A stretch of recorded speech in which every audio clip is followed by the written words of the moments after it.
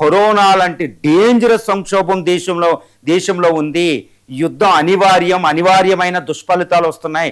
Short term, medium term, long term వచ్చేసి చాలా డేంజర్లో ఉంది. కానీ నేను ఎన్నో ప్రయోగాలు చేస్తున్నాను.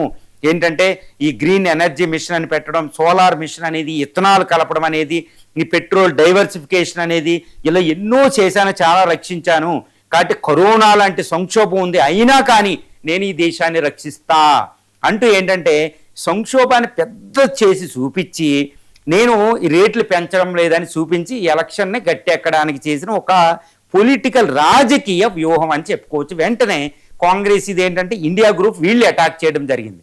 ఏంటి, కరోనా లాంటి సంక్షోభం మళ్ళా మాకు గుర్తు చేసావా అనుకుంటూ. ఇది ఎలా తయారైందంటే వీళ్ళు నోరు మాట జారింది. ఇప్పుడు ఇండియాలో మన పరిస్థితి చూద్దాం. ఇండియాలో వాస్తవ పరిస్థితి ఏంటంటే పెట్రోల్ బంకుల దగ్గర ఘోరమైన పరిస్థితి అక్రాస్ ది కంట్రీ. అసలు ఇండియాలో పెట్రోల్ కొరతే లేదు వాస్తవానికి. ఎందుకంటే 45 రోజులు almost petroleum strategic petroleum reserves ఏది వైజాగ్, మంగళూరు, పొడూరు లాంటి చోట ఆల్రెడీ మనకి 53 లక్షల మెట్రిక్ టన్స్ పెట్రోలియం రిజర్వ్స్ ఉన్నాయి. గుహల్లో పెట్టుకున్నాం చక్కగా. అవి 10 రోజుల పాటు సరిపోతాయి.